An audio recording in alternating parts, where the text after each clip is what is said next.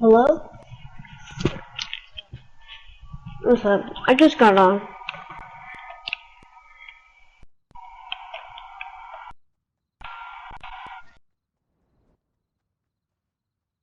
Oh.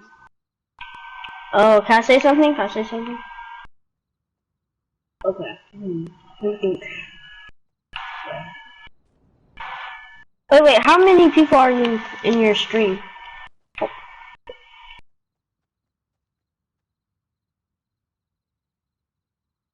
Holy! You know how many people I had in my stream? Well, I deleted my channel, but...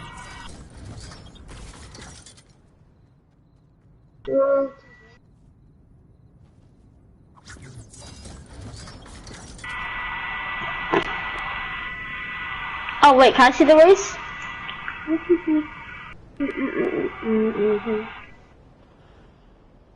The badge is better than having some heart. Okay, look now, look how they running. They beating white people down just to show us what's coming, or to show us we nothing, or to show us we only welcome when singing or balling. Just shut up and dribble. Low. Hey everybody, I'm Carrie Champion. Welcome to We the People. So today we are having a very candid conversation with athletes and artists who want to make sure that you use your voice to vote. Voting is your voice. So we have so many different issues that have happened in this country. It's really, truly unprecedented time. So I'm looking forward to these conversations. Yes. I think you'll be educated as well as entertained, but most importantly informed. We have morethanavote.org, whenweallvote.org, and fairfight.com. Those resources are imperative as we try to change our future.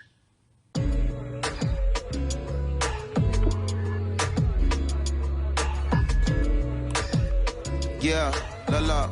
There's no way that we can talk about hip hop or even the fact that we want to talk about activism, black voter suppression, without bringing in this guy straight from Port Arthur, Texas. We are talking about Bumby. He is an activist, a scholar, and an all-around gentleman. Thank you so much for spending some time with us. Bun, I don't want to start heavy, but I guess I have to because that's where we are in the world today. It's heavy as hell. And when you think about what needs to happen in this country in terms of change, what's the first thing that you think of? Equality. That's pretty much the first thing that comes to mind, right? Black people need to be seen as equals in this world. You know, we had to fight just to be recognized as a full citizen in this country and not 3/5. The world is now seeing what we've known for so long in the culture and in the community. The one way that we can fight is obviously voting. Talk to me about what voting means to you. I hear people all the time talking about one vote doesn't matter and that voting doesn't make a difference. If that's true, why do they work so hard to suppress the black vote? Because they understand the power of the vote. And so it's time that black people collectively also understand the power of their vote.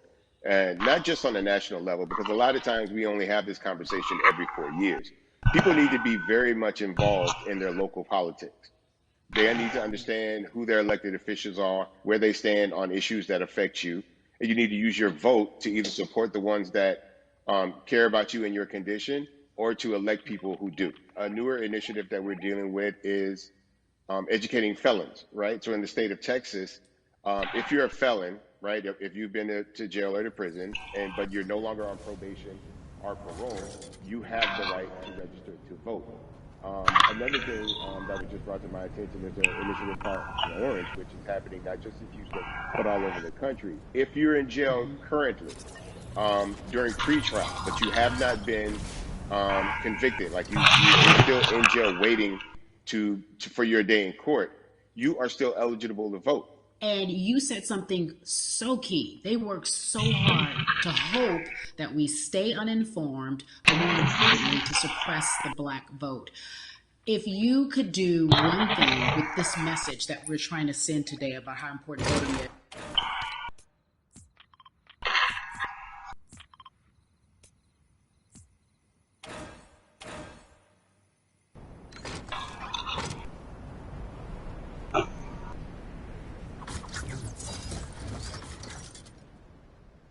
Old black and white images of people of color being attacked by dogs and people of color being sprayed with hoses. That's what they were fighting for. Back then, they were just fighting for a chance to vote. People like Martin Luther King Jr., people like Malcolm X, these people died to help us be in a position to have the power that we have now, which is to be able to cast a vote and make a decision about the people that have control over our lives.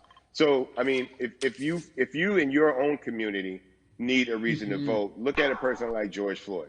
If the people in your city are not open to police reform, are not open to having a conversation about defunding the police, are not open to issues concerning economic equality, judicial equality, and racial equality, right? If they're scared to say Black Lives Matter, you have the power to put people in those positions who do believe that Black Lives Matter, who do believe in racial equality, economic equality, judicial equality, right?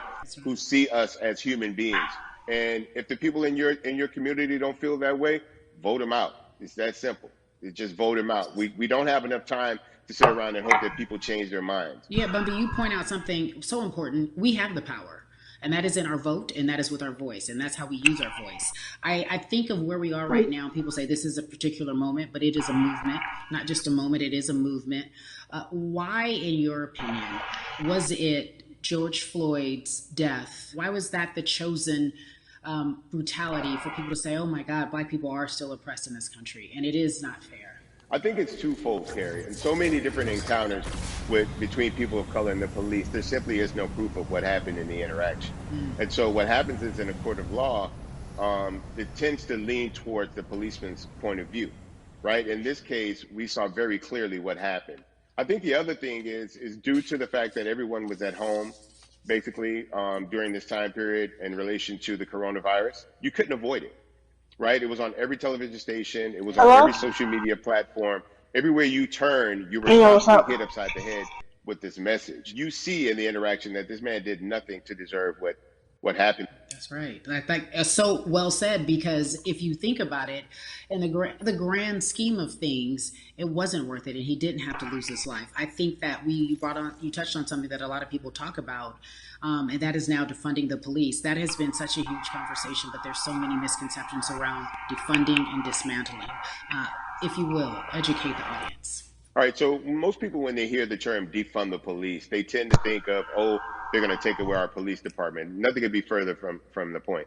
Defunding the police means that in certain communities, even in Houston, take for example, we had over $1 billion allocated to our police force. Now, what is that money being used for? Some of that money tends to be allocated towards riot shields, right? Pepper spray, right? That kind of thing. That's only used against the people that fund this budget, right? So why would the people want to supply the police with the means to oppress them? If the police are concerned about the situations in certain communities with a higher crime rate, well, higher crime rates tend to happen in communities where there's not employment opportunities, right? There's not a lot of social services, and people are going to do what they need to do to take care of themselves and their families. When the community has more opportunities for employment, more opportunities for upward mobility, then they tend to be less of a strain on the government. They tend to have a lower crime rate. And because of that, we'll have less need for the police in those communities. You are passionate about so many different did it injure something? of making sure that we are holding our leaders accountable. Talk to me about some of the other projects. Nothing. Well, right now, obviously, being a part of More Than a Vote is essential. We're dealing with primaries in this country right now. And we just want to educate people. We want to inform people because people are tired. They're angry. They're concerned. And they want information and they want action. And so we want to make sure that we give them the right information and lead them in the right direction. And we thank the people that do not look like us for standing with us right now, because it's very important that people who aren't black be involved, because if black people could have gotten rid of racism, we would have done it hundreds of years ago. And so I'm trying to use my voice and my platform just to let people know that if they feel like I do, there's a number of places they can go to enact change in their community. People need to know about how their city council runs. They need to know that they have the ability to speak. Wait, where are you at? To let them know that that's not the way that they feel their city needs to be run. Those are not the places that they feel the money of their community needs to be allocated. Office in their local community. They can run for positions. Like, people act like they need them for somebody else. It's not hard to be a part of the city council. It really isn't. And depending on how small your town is, you could be a mayor. It's the power is with the people, and we need to just know that that's happening. Absolutely, and it's always been with the people. You know, if you look at Trayvon Martin's mother, Sabrina Fulton, right? She felt that there was a system of racism and a system of oppression that led to her son's death.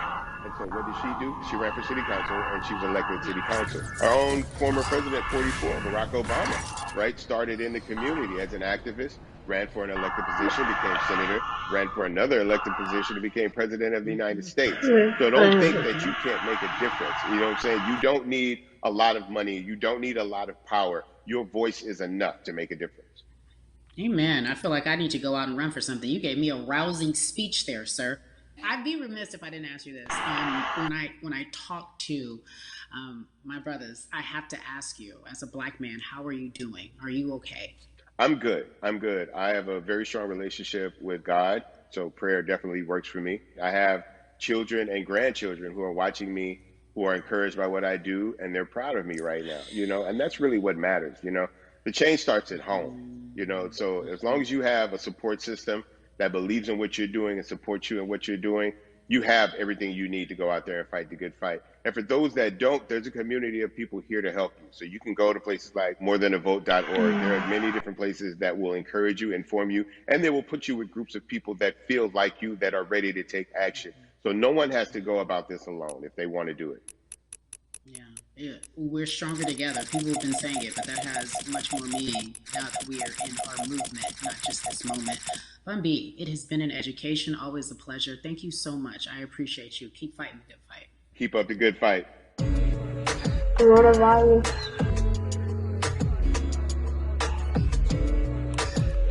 Yeah, So our next guest, I have to admit, I'm a fan, but there are so many different people that we could talk to, and I thought it was so imperative that we speak with her. You know her as Molly on the huge, successful show Insecure, HBO's Insecure. She also has a comedy special highlighting her Nigerian roots, and she's an amazing podcaster. Let's welcome in Yvonne Orji, everyone. You have such a beautiful way of She looks rich. giving us our medicine with some candy, right? The humor and the healing. You bring all of that to your space. And right now, as you look across this country and how everyone is so broken and so upset, if it's not social injustice, it's the pandemic, it's depression, it's unemployment, the list goes on and on. How are you doing? You know, I'm rediscovering self in a way that is hard, but necessary. That will lead to ultimate joy. I know it sounds like a lot, but no, I think I personally think that God put all of us on a global timeout. Like, we just, you know, America hasn't done as good as other people when it comes to timeouts, because everyone else is out playing at recess, and we're still in the principal's office hoping and wishing we can come out. But I think that if we settle into the timeout and really learn the lesson that we're supposed to learn from this season, I think we'll emerge better. We'll learn how to play well with others in more ways than one.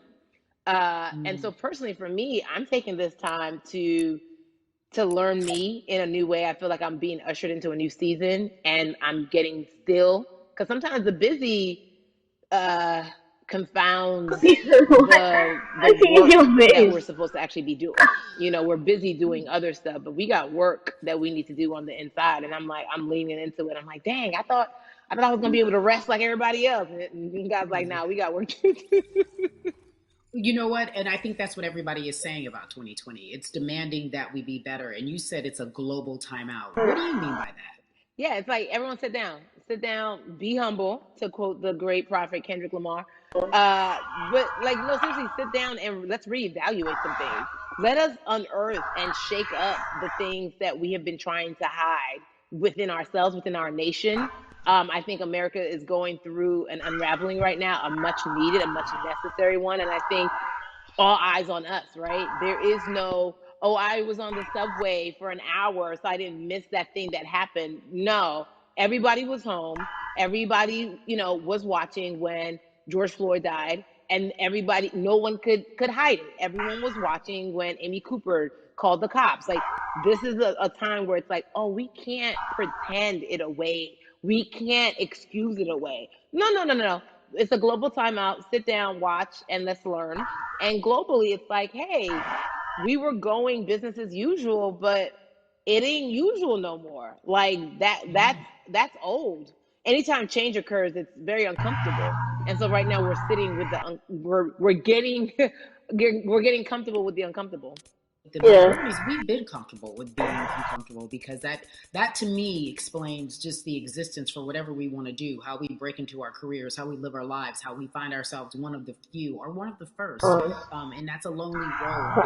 When you look at, and when you talk about this global timeout, everybody had to pay attention to Amy Cooper. Everyone had to pay attention to George Floyd. How is that helping us as a people, as a country, during our global timeout? I think, well, one, we're not minorities, Carrie. You already know it. It's like these labels that they put on us. It's like the same way of saying like black on black violence. Also, there's no white on white violence. It's branding. Yeah, right. It's all branding. Yeah, you're right. It's like white people kill white people every single day. So no, there is no black on black violence. And if you say black on black violence, well then let's brand white on white violence. Like, I watch Investigation Discovery. Ain't too many of us been featured. So, I just even like, but to answer your question, what does that do? I think what everyone expected is what has happened in the past when the world was still open, right? In that, okay, you had everyone from Trayvon Martin to Castillo to Sandra Bland. You had all of these lives lost, and Black people made some noise. We rioted. We got out on the streets. We started the Black Lives Matter movement. All of those things, and then white people kind of just like, oh, let's give them something, and then it's just like, is it over? It's like Oscars so black. Okay, good. We gave some Oscars. Are we good now? Like, are we even? And it's now it's just like, oh no. This is not about like a Band-Aid. It's like, yo, we might have to amputate the leg a little bit, but it's all right, because by amputating the leg, we're gonna save the body. And so I think that's what's happening now. Like, America is realizing, like, oh, Black people aren't just making a little bit of noise. Like, the protests are still out. The conversations are still being had. The change is still being demanded. And I think they're seeing, oh, this is not going no way. And no, it's not, because we need systematic change. What a beautiful way to explore what is happening and describe our country. We might have to amputate the leg, but that's to save the body. That's what's happening right now. That's beautiful, Yvonne. And to that end, I have to ask you this, because the way that we do that, we use our voice. And our voice right now in this world, in this country, is our vote. And everyone talks about voting and how important it is, but I feel like more than ever we understand that it's not just about voting every 4 years for the man in office. It's about your local elections. It's about the mayor. It is about the district attorney, the people who have the power to bring charges against police if police brutality is an issue in your community. If you care about your school district, you can run for the school board. I ask this of you, right? Your parents are from Nigeria. You are Nigerian. You talk about that very lovingly. What does voting mean for you? I think voting is power. I remember, I became a naturalized citizen back in the 90s when, because I was still a minor, my mom naturalized, and so we were able to do it under her. And just even that power of like, we're American citizens and all the access that we have by being citizens, one of those accesses and those access to power being voting. It's a big deal. It's a big deal because this is my first time watching this. do we have the opportunity to be in this country, but now we can be Yeah. of the country. We can be of the systems. We can be of the rules. We can be of what it actually affords. But I think going back to your earlier comment about just the setup of systems, I think we are done a disservice. Either it's schools or whatever it is, and I'm not putting teachers on blast. I think teachers do a phenomenal job, but for some reason we do not, and give them all the raises. I know too many parents who are like, I might, this child of mine, I do love them, but hey, who where can I drop them off? And I do think that there's a disservice done, because again, when we talk about this, to your point, we talk about everything. It's important to vote for the presidency. We don't realize, like, oh snap, we actually can vote about like how much our libraries get. It's like small things like that, but they make a Yeah, big it's difference. cold in my room When we too. think I'm of voter literally under suppression the in this covers right now. country, what does it look like? It's the systems. When we talk about voter suppression, we also talk about systematic racism, right?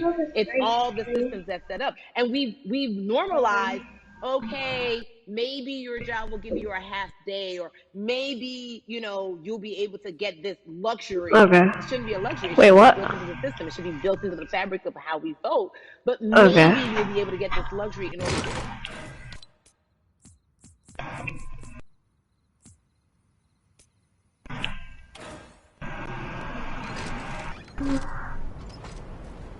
Yeah, that's just good. Wait. Watch this. American, and then you add on as a person of color. If you're just trying to get to vote and you already have to go through all of these hurdles and hoops in your everyday life, imagine the one day when your voice really is supposed to matter the most in this country. But then you also see all the times that you try Where the to heck have are your you voice at? matter, and then it's been shut down, repressed, told it doesn't matter, and you're kind of like, How do we keep hope though?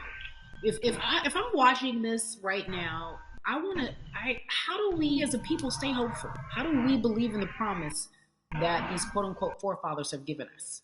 Because have you met black people? By default, like hope is infused in our DNA. Like, you know what I'm saying? Like, like if we haven't been broken now through, be it through slavery, through capitalism, Give it to through colonization, through segregation, right. through, I mean, listen, the history of black people What? in this country is, at one point we were 3/5 the people.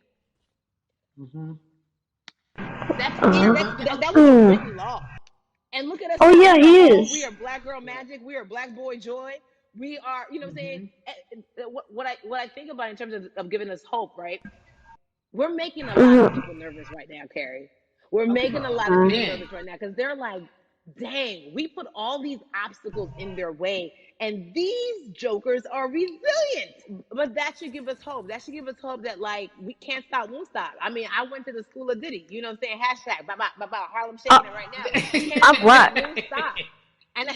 And I think that's our motto. We can't stop voting, and we won't stop voting. We can't stop marching, and we won't stop marching. We can't stop thriving, and we won't stop thriving. To that end, because you led me directly there, I've been asking everyone who's appeared on this platform, what does so that means like? And I feel I'm like yellow. the day we had an idea. Yes, it is marching. Yes, it is protesting. Yes, it is speaking out against things that we feel are not right or unjust. But talk to me about what activism looks like for Yvonne Orchard. Listen, activism, I think the beauty of activism is that it has many faces, right? You're going to have the people on the front lines. Like, you know what? Martin Luther King marched, but there were a lot of women who were in the homes like, hey, BT Dubs, when they come back, this is how we support all the people who are marching on the front lines. And Does he even have a freaking shirt on? We know to do best here. And you know what? Somebody needs to bail them out of jail, so now we need to be in the community, oh my gosh, or whatever it is. So it's like everybody has a position to play. And so play your position like a shortstop, bruh. So whoever you are and whatever you do, play your position. So activism could look like, you know what? I'm not the one that's built to be on the front line, but you know what? My pockets go deep. So I'm gonna support the people on the front line. You know, I'm a comedian.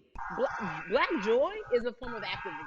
There's always a call for entertainers or celebrities that have the platform to do something. Why aren't you speaking out? I'm not a believer in thinking that it's mandatory. Like you said, everyone can be an activist and be activated in different ways. But talk to me about the connection. Talk to me about the marginalization in your world and how you feel like it even inspires you to say more and use your platform to do more. Beneath the surface of what we do, like Nash says, it's the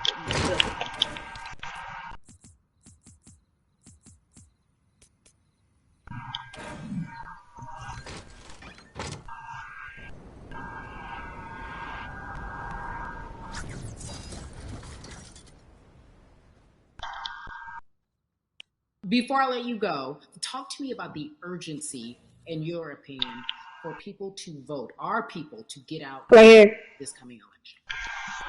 Yeah, I mean, guys,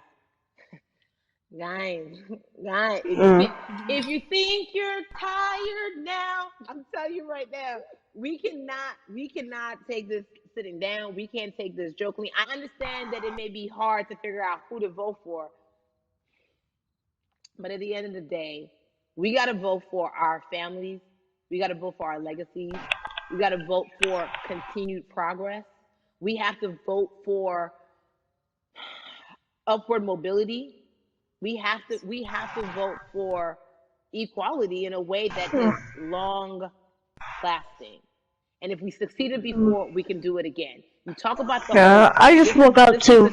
I got on 2K and then I got on this because I heard it was on. This is not the time to pretend a way that we haven't made progress. We have. There's still much more to be done. And you know what? We might have to get to a point where we pass the baton to our children and our children's children, but we still have work to do now for that generation. Yvonne Orji, you are everything. You are Molly, but you are not Molly, but I love you so much as Molly on HBO's Insecure. You are an amazing podcaster, Jesus and Joloff. Shout out to Lovey. And then we also have movies. Like you, The World, you're a model, a cover model. Also, wait, don't let me forget your I didn't know that. Successful stand-up comedy special on HBO. Girl, you're doing it all. And I am so grateful. You're truly the dream, not just the American dream. You're the black girl, brown girl, do it all dream, the immigrant dream, everything. You're a beautiful, beautiful soul. I really, really mean that from my heart. Yvonne Orji, ladies and gentlemen, nothing but the best. And who's next? Who's next? Thank you so much, my friend. I love you so much, Mama. Mwah.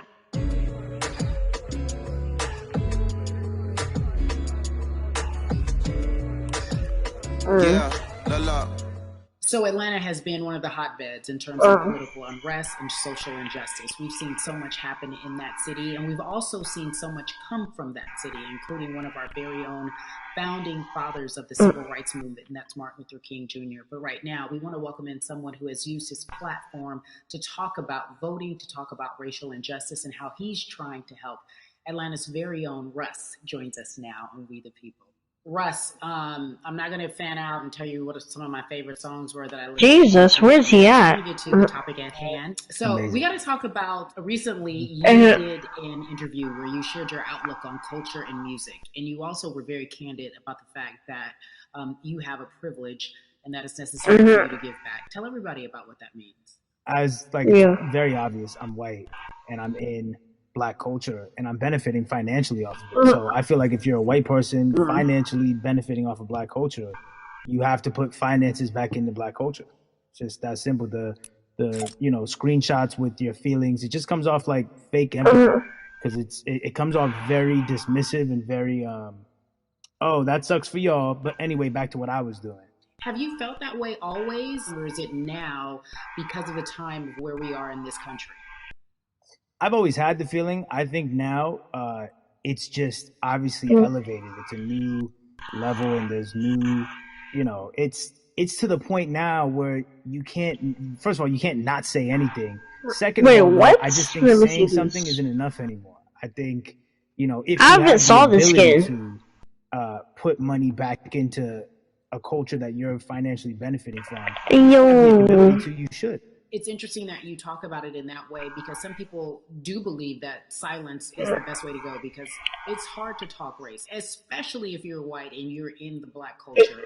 People just feel I wish I had the regular Peely. They don't have Get those straps. He's been traveling. How do you find yourself right now in terms of interacting with people when they want to talk to you about social injustice, police brutality? What's going on in this country right now? Well, first of all, picking and choosing whether you want to be silent or not about race, that's a privilege in and of itself. But no, I mean, I try to just do my best to listen to the Black people around me and the educated Black people I have in my life. So I do my best to not act like I have all the answers for everything, especially in a culture that I'm not from. But that's why when we decided to raise the money for Black Lives Matter organizations, when we raised $500,000, we got on the phone with some of the women who started Black Lives Matter. I got on the phone with Tamika Mallory. I was on the phone with Karen Civil and talking with my friends to make sure the money went to like the correct places, and people who really need it. It's just about listening. How'd you get it? It's about listening.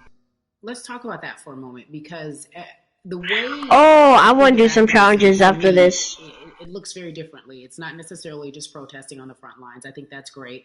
But what about being an activist in the way in which you have decided to be one? What inspired you? What did it look like? You said you raised money for Black Lives Matter. What did you do? Walk us through everything that you did. And wait, why is he trying to eat us? He needs to chill, yo. He needs to chill. It was 3 years ago. I had like a string of festivals, and I decided that I was going to wear T-shirts with a message on them, because I figured what better time to use a platform than in front of a bunch of people.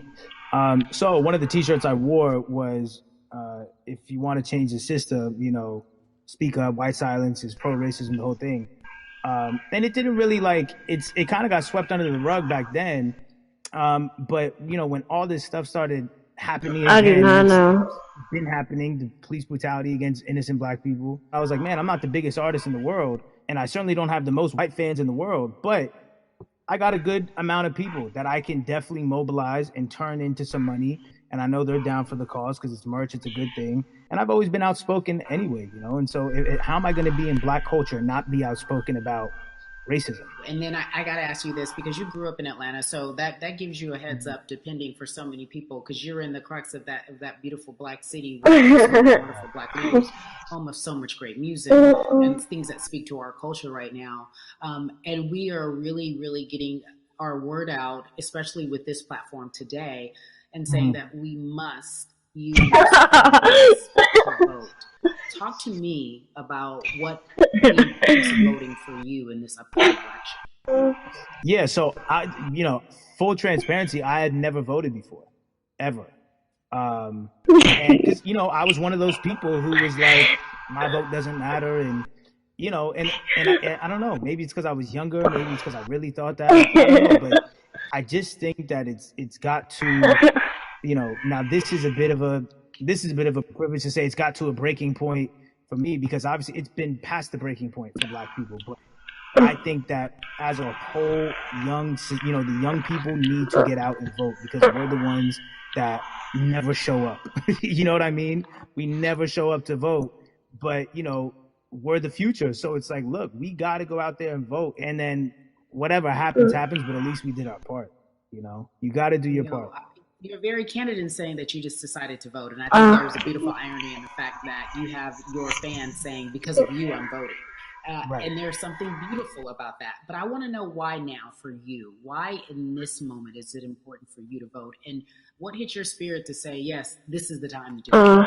Honestly, because I think that George Floyd really woke up a lot of people who, including myself, who I was vocal and outspoken about racism. I put it in my lyrics. I put it on T-shirts. I would talk about it in interviews. I was vocal about it. But that video in that moment, I think me along with a lot of other people just kind of was like, all right, words are simply I can see my shadow now. You gotta do something. Whether it's raising money, whether it's voting or all the above. Like we got to do something, you know. And I'm ashamed that it took that for me to be like, I need to raise money and I need to vote. You know, it's a shame, and I don't know. I guess it snapped a bunch of people out of it. You know, and even if you were vocal and whatnot, it's time to actually put your money where your mouth is. It's time to go vote. You know, it's time to just stop talking about it and be about it. You know, and it's been time for that, but like I said, you know, I'm ashamed that it took me this long to actually really be about it, but I'm here now. So Russ, we all know that this is going to be your first time voting. Tell me what that experience is going to be like. And the Mantis is over there. The Mantis. I think you know what it's going to do for me. It's going to let me know that I'm contributing to something bigger than myself, and I'm actually putting my money where my mouth is, and I'm being about it. Because, you know, for so long, and I know I'm not alone with this, but, you know, standing on the outside and just screaming about this and that and this can change. It's like, all right, but did you vote? You know? And so I'm, you know, I know it's going to feel good to know that I played a small role, you know? And that's the problem. I think the mentality of like, my vote doesn't matter needs to be changed to my vote, albeit small, does matter. It's a role I'm playing, and if I play my part and you play your part and he and she He sounds like 6'9", then we make a difference. But you know, it'll feel I have a feeling it's gonna feel very, very bigger than me. I mean, I think when you realize that giving actually feels better than receiving, that's when you start wanting to do your part and contribute. So voting is an easy way to give, you know. Mama's making bread. So much is given, much is required. You've been given a huge platform, and we are so grateful for you, Russ. Philanthropist, artist, community activist, first-time voter. We appreciate you. Yes. Thank you. I appreciate y'all.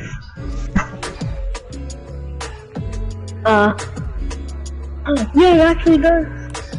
Wait, mine doesn't have a gun. So cities like Atlanta and Chicago have been at the forefront of the discussions, especially now in this country when we're talking about COVID-19 and systemic racism, as well as police brutality and what we can do in this country.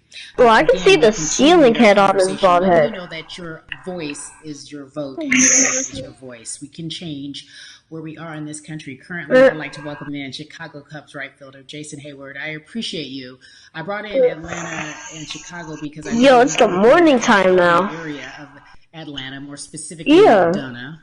Where do you live? You live in Kansas? Because it's the morning time at mine. And you have been very vocal throughout this no, I said Kansas. Time in terms of what our country's been experiencing. Let's look at the past month and a half, if you will. What has been the hardest thing for you? The back Mantis is staring at you, yo. Really, this last month has just been going from the virus shutting everything down to us being called to action. We've had multiple police brutality situations. We've had people protesting, wanting to get the message out. But I really realized that I need to be a part of the positive message and make sure that doesn't. I know, they're all freaking rich. Going on for people to actually hear from a reasonable, respectable person who cares about everyone involved. A reasonable, respectable person who cares about everyone involved, which leads us to more than a vote. It is a beautiful collective. Everybody on here is rich. Oh, look at that. You are a part of that. Talk to me about why that's important for you right now and this be a part of that collective. To me personally, it's important to be a part of that because I've somewhat used baseball and my craft as an excuse to not get more involved in voting. This black man says want some. Come here. And work as an excuse not to get educated and not also to show people like at any moment in time, any walk of life, we can make a difference. So tell me in your words, what does activism look like for you? Yeah. In my words, it looks like LeBron James, the biggest athlete right now on the planet, speaking up for everyone. And I think for the first time, people see. Wait, let me put on a different skin. We have white teammates. We have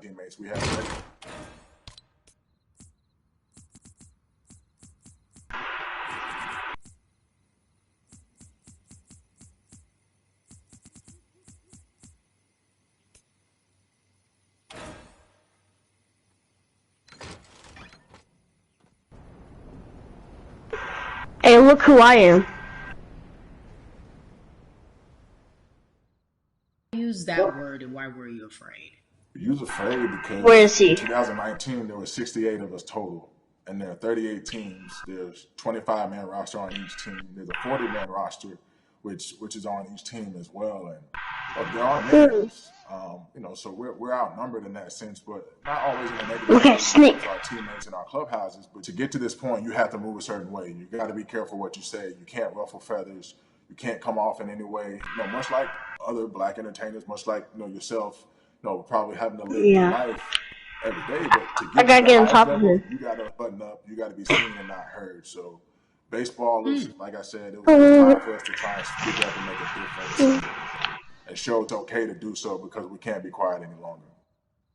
That is be quiet, be seen, but not heard. That is an expression that a lot of wait, come over here. In whatever aspect of professionalism that they experience, especially if they don't work for themselves, they just feel that. That is also socialization that we have as Black folks, especially like you said, if you want to get to the higher level. And for so long, I felt it bubbling right underneath the surface that so many of us who were in whatever positions we were tired of pretending and looking the other way and spending so much time making others comfortable while we weren't comfortable. Do you feel that this is... Yeah, I saw him swimming in the water today. ...that is sustainable, or is it just for a time? No, it takes everyone joining in on the conversation. Right now, I killed him. There is little things as possible to distract from bigger issues. We saw on draft day, we saw our president, Theo Epstein, holding up the sign saying Black Lives Matter and be in that. But now we're having those conversations as well. So I definitely think it's sustainable, and it's not always the popular thing to do. This is something that people want to get right because they know we care. Jason, you said you think it's sustainable, that what you're seeing, especially with your colleagues in baseball, that this can be something where you're feeling more comfortable, feeling more safe to share how you feel about social injustice and police brutality. What are you doing right now in this moment with your platform to help change how we look at voting and how to educate the culture and the community about voting?